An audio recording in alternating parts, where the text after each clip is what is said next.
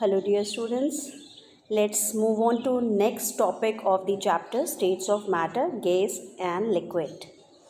Today we will discuss ion dipole interaction, hydrogen bonding, and we will see the properties of gases. So let's see what is ion dipole interaction. When an ion and a nearby polar molecule means the molecule must be a dipole. Okay, when it is near the ion, it attract each other and ion dipole force results. Okay, and the most important examples takes when an ionic compound dissolves in water. The ions become separated because the attraction between the ions and oppositely charged poles of the water molecules overcome the attractions between the ions themselves. In an aqueous solution,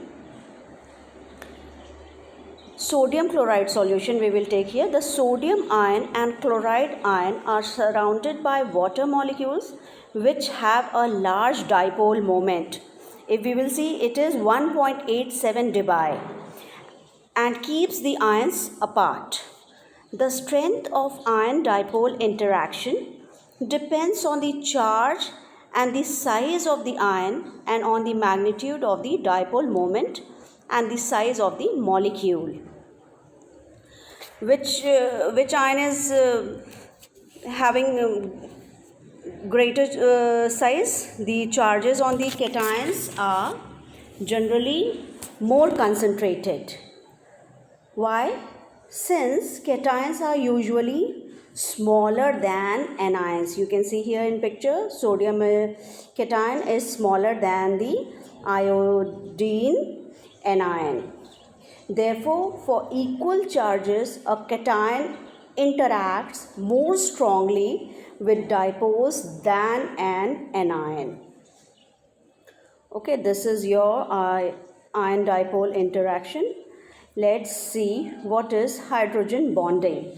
As I have discussed this topic in chapter 4 also, but little bit I like to discuss here also, just revise it again. In 1920, Latimer and Rode-Bush introduced the idea of hydrogen bond to explain the nature of association in liquid state of substances like water, hydrogen fluoride, ammonia, formic acid, etc. In a hydrogen compound, when hydrogen is bonded to highly electronegative atom you can say, such as fluorine, oxygen, nitrogen, by a covalent bond, the electron pair is attracted towards electronegative atom so strongly that a dipole results. Here you can see that HF is attached to other HF and dipole means two poles, positive and negative poles are getting formed. That is, one end carries a positive charge, that is hydrogen end, and the other end carries a negative charge, that is your fluoride end.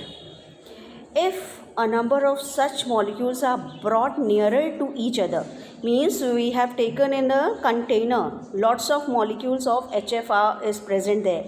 The positive end of one molecule and negative end of the other molecule will attract each other and a weak electrostatic force will develop.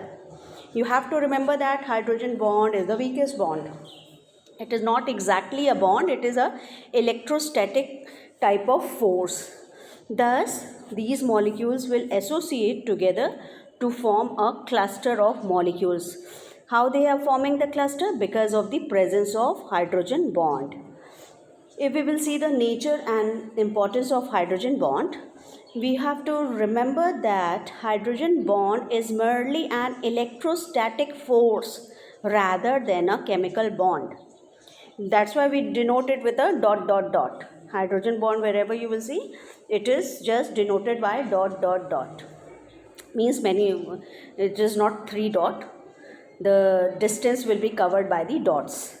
Hydrogen bond never involves more than 2 atoms, and bond energy of hydrogen bond is in the range of 3 to 10 kilocalorie per mole.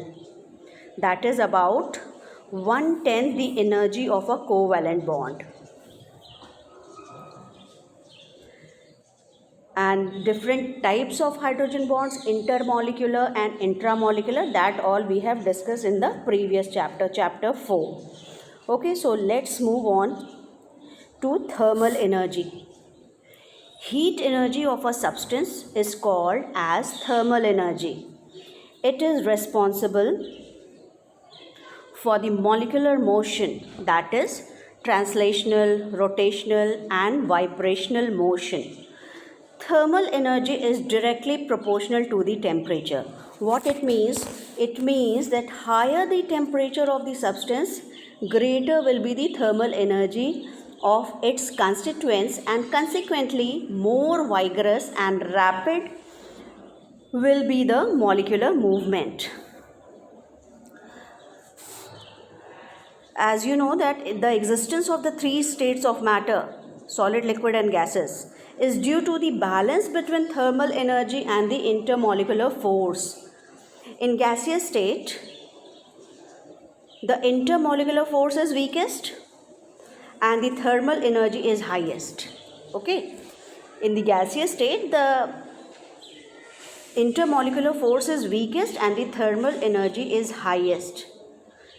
And in the solid state, on the other hand, intermolecular force is strongest and the thermal energy is lowest. In solid state, the vibrational motion contributes mainly to the thermal energy. In liquid state, the 2 types of energies, that is thermal energy and molecular interaction energy, are intermediate between those of gases and solids. When temperature of a gas is lowered, its thermal energy decreases and consequently the intermolecular force increases. Therefore, on lowering the temperature, the gas is condensed to liquid. Similarly, when the temperature of a liquid is lowered, it is converted to solid state.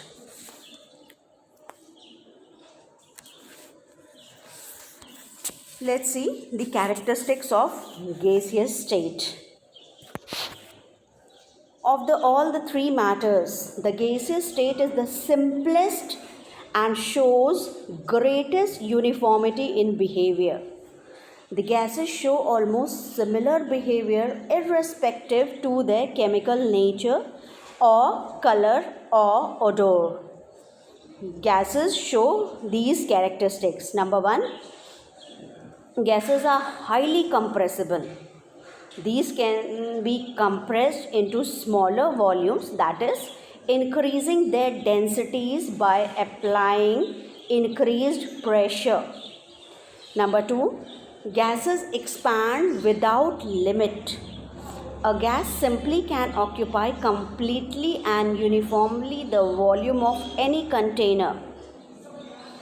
Gases exert pressure on the walls of the container uniformly in all directions. Whatever I am saying, nothing is new for you children. You all know the properties of gases. As it is the part of the chapter, I can't skip and I have to just revise the properties of gases in front of you all.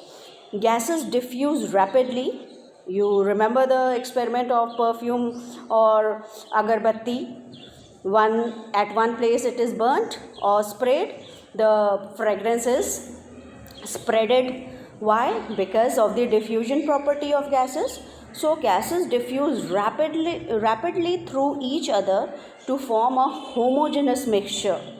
Conversely, different gases in a mixture like air do not separate on standing. Okay, if we will fill air in any jar, we cannot see nitrogen and oxygen separating.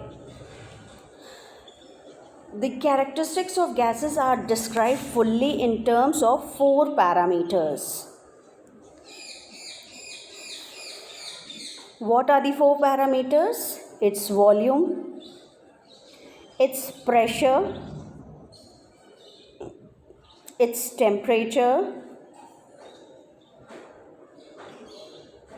and the amount of gas, or you can say number of moles. Only these 4 variables we have to consider for the measurable properties of the gases.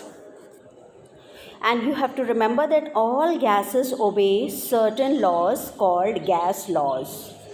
The laws are based on experiments. For a given amount of a gas, there are 3 variables. These are pressure, volume, and temperature. In a gas law, one variable is kept constant, the other is changed, and the effect is observed on the third. This only we are going to do in Boyle's-Charles law and Avogadro's law. Okay, so the measurable properties of gases, we will discuss one by one. Let's see how we can measure the mass of the gas. So, measurement of mass. Mass of the gas is expressed in grams or kilograms. Okay, and mass of a gas can be determined. What we have to do, we have to take a container. We can take the weight of the container, and then we will fill the gas in the container, and then again we have to weigh the container which is now gas filled.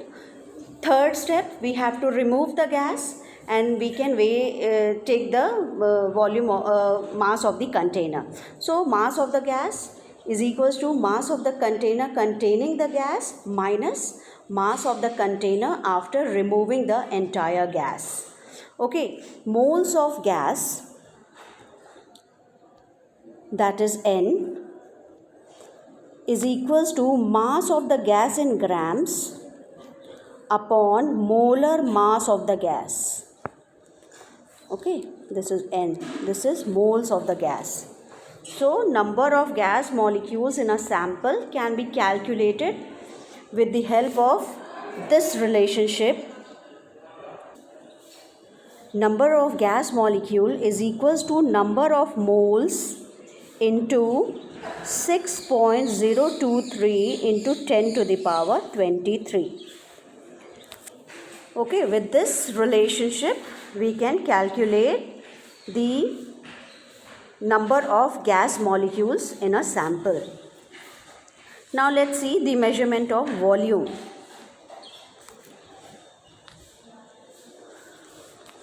This is the one of the characteristics of the gaseous state. What is the gaseous state characteristic? That gas sample can occupy uniformly and completely the volume of container. Thus, the volume of the gas is the same as volume of the container.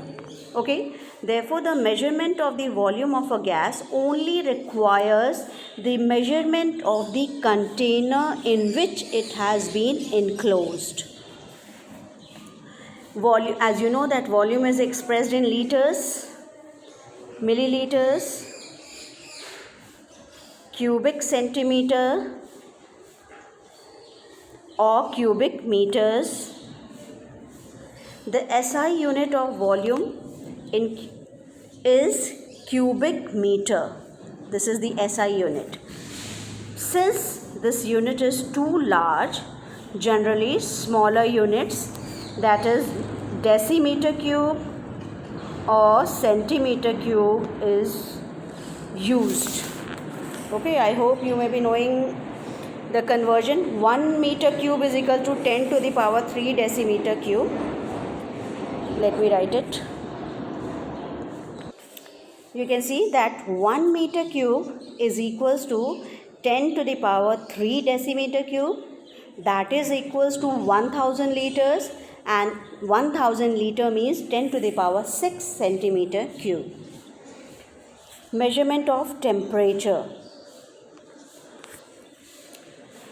Temperature is the measure of the degree of hotness or coldness of a body. When a hot substance is placed in contact with a cold substance, the hot substance gets colder, that is, its temperature decreases, while the cold substance gets hotter, that is, its temperature increases. Thus, temperature is the property that determines the direction of heat flow.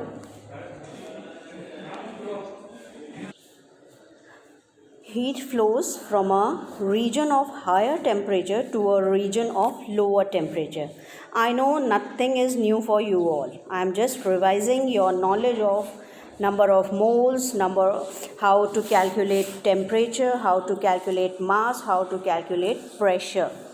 Okay, the measurement of temperature is based on the property that substances expand on receiving heat energy.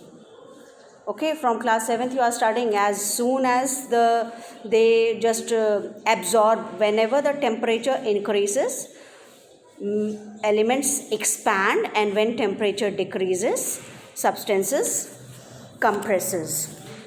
So expansion of mercury is commonly used for the measurement of temperature. The devices used to measure the temperature are called, yes, thermometers. And the common thermometer possesses a mercury column in a thin capillary tube which is calibrated on the basis of a particular temperature scale. In class 9th in physics you have studied about all these thermometers in details, if you can recall. There are 3 popular temperature scales: centigrade, or we call it degree Celsius, Fahrenheit scale, and Kelvin scale.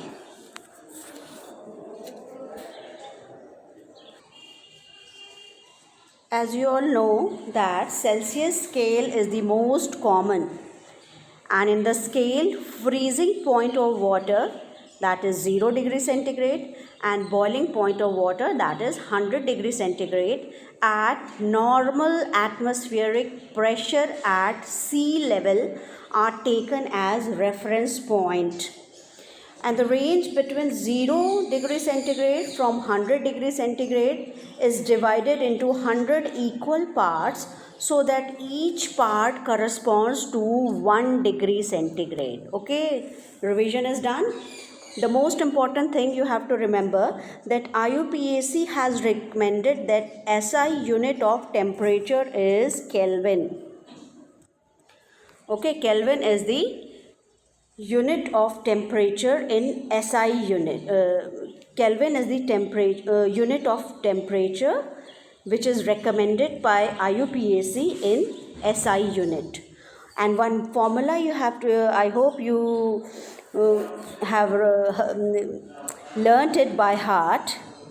F by 9 degree Fahrenheit minus 32 is equals to degree centigrade.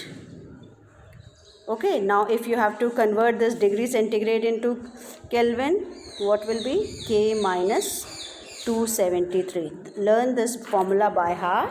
With this formula we can convert degree Fahrenheit into degree centigrade into Kelvin, and vice versa.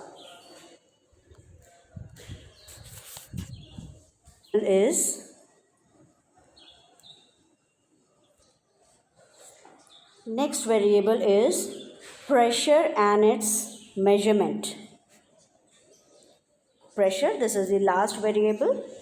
Gas molecules move at random in all possible directions and exert outward force uniformly on the walls of the container in which these are enclosed on account of collisions. So, the outward force per unit area of the wall is termed as gas pressure. Okay, and the pressure exerted by gases of the atmosphere on the surface of earth is termed as atmospheric pressure.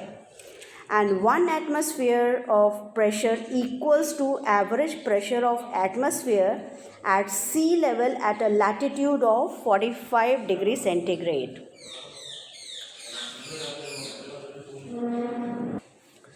The pressure of atmosphere may have different values at different places, and it mainly depends upon two factors. Number one, height of the place above sea level and composition of air of the particular place. You must be knowing that at higher elevations the atmospheric pressure is less. That is, the pressure is less in hilly regions in comparison to plains. I hope you remember the atmospheric pressure is measured by a device called barometer. If you have to calculate, and if you will see the unit of atmospheric pressure, pressure is equal to force upon area. The whole derivation you have already studied about it, how the mass you will take as area into height into density, P is equals to AH dg upon A, if you can remember. Okay, so 1 atmosphere is equals to 76 centimeter of mercury of density 13.596.